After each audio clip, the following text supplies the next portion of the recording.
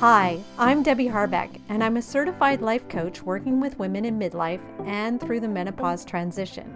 So each week, I'll be sharing the latest information, inspiration, and generate some momentum so you can move forward and feel more in control of your changing midlife body and your life. Let's go.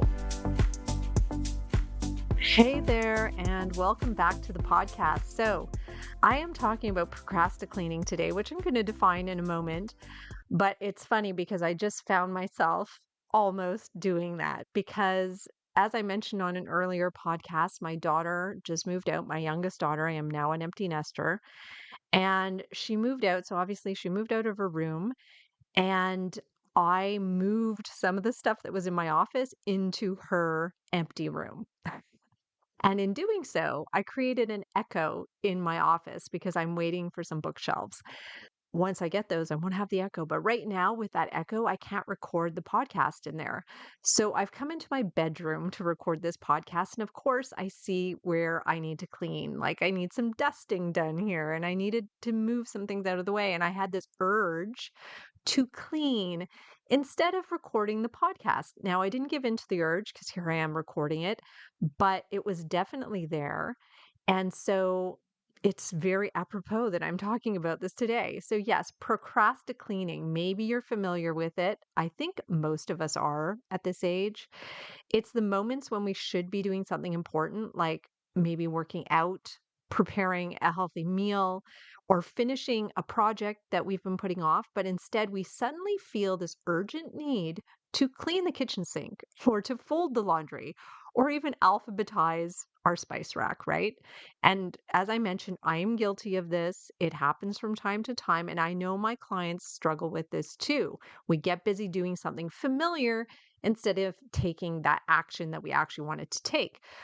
As I said, I would define what this is. So, procrasti-cleaning is actually productive procrastination. So, you do something that feels responsible or useful, but it's really a distraction from something else you're avoiding.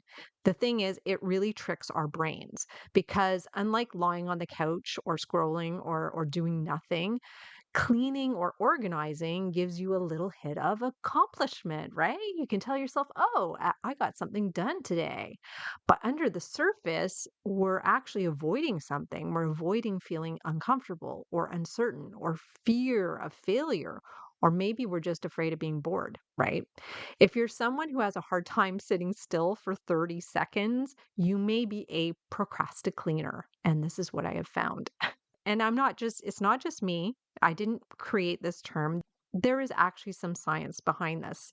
When we face something that feels hard or uncertain, maybe starting a new habit or trying to eat differently or having a tough conversation, the brain's threat center, that's the amygdala, that ancient part of our brain, it basically lights up. So instead of doing the uncomfortable thing, your brain redirects you to doing something familiar and safe and controllable, like wiping down the kitchen counter. It's a quick way to soothe that stress response, that discomfort that shows up in you. And honestly, in midlife and menopause, as you know, when your stress hormones may already be out of whack and your tolerance for overwhelm is lower, you may feel more anxious. It makes total sense that we want control. We're looking for it. The issue is, though, that when you constantly avoid things that would really move you forward, like getting the workout in, like prepping the salad instead of ordering Uber Eats, or finally signing up for that course, you chip away at your confidence. You stop believing that you can do it, and you lose any momentum that you might have gained.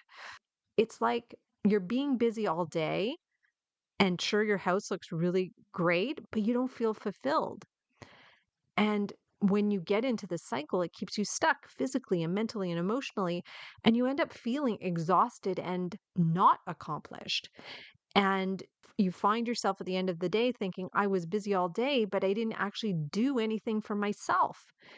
And this sounds so familiar to me. I hear this a lot from my clients. And this is the behavior that can lead to burnout. So how do you not procrastinate? So there are things you can do to change this behavior, of course. And the first one, as it almost always is awareness. So when you feel that sudden urge just to tidy up first, as I did when I walked into my bedroom to record this podcast, I had to ask myself, what am I trying to avoid right now? And you'll be amazed at how often the answer is something like, I don't want to feel uncomfortable starting this task.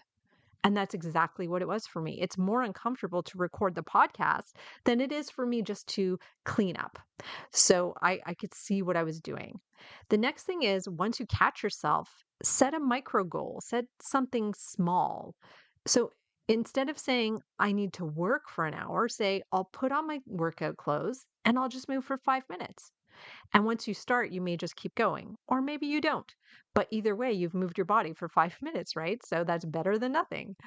Another thing to do is just allow the discomfort. And I think this is the most powerful thing to do because it's uncomfortable. To get healthy, to get stronger, to become more focused, we all have to tolerate a little bit of discomfort.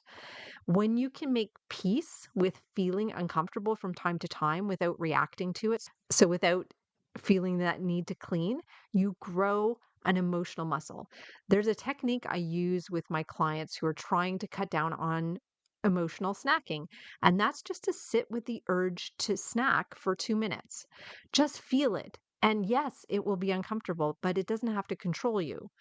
No matter what you decide to do after the 2 minutes, it's okay.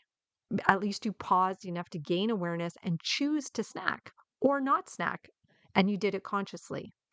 And finally, just procrasticate on purpose. There's nothing wrong with cleaning or even scrolling or watching Netflix for that matter, but the key is always intention. If you decide I'm going to clean my kitchen after my 20-minute walk, that's fine. Just don't let the urge to clean run the show. Don't let that urge to clean your kitchen allow you to avoid the 20-minute walk. So the key is to plan to clean rather than using it as a way to feel better as you avoid doing something more meaningful, because that's really what happens here.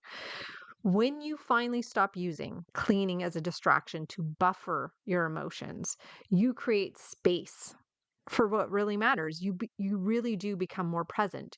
You become more present in your relationships. You become more present in your own body. You make choices from that future self instead of your stressed out, overwhelmed one. And over time, this leads to the results you actually want. You actually do end up getting fitter and clearer and calmer, and you do feel more in control.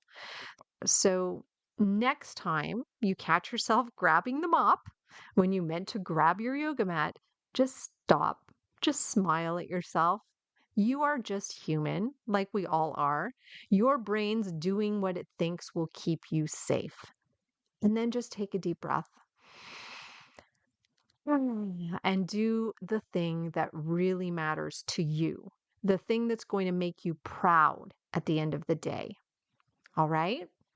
So, if this episode hit home for you, why not share it with a friend who also might be a procrastinator? And if you're ready to stop spinning in your busy work and start feeling stronger and more focused, let's talk. You can always book a free consult with me. The link is in the show notes. I would love to help you get your momentum back. So, thanks for listening. Keep moving forward, and bye for now. Thanks for listening to this episode of the Midlife Momentum Podcast. If you want to learn more about working with me, come visit me at debbieharbeckcoaching.com. That's Debbie, I-E, Harbeck with a C, coaching.com. See you next week.